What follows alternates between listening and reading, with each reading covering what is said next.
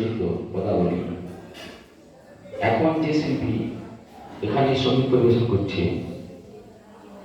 আমরা আসার সময় থেকে একটা মাইকে শুনতে পাচ্ছিলাম এক মহাজন সঙ্গীতজ্ঞ শ্রী শ্রী ঠাকুরের পরম ভক্ত মৃগেন্দ্রনাথ হাড়া মহাশয় তার সুমধুর কণ্ঠে যে সঙ্গীতগুলি পরিবেশন করেছে আমরা একটা সবাই শুনছিলাম, তাই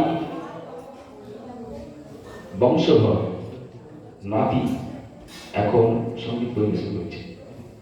সকলে আমরা ঠাকুরের কাছে প্রার্থনা করব কোন সঙ্গীত জীবন যেন আরো মধুর আরো সুন্দর। জয় গুরু, জয় গুরু, জয় গুরু।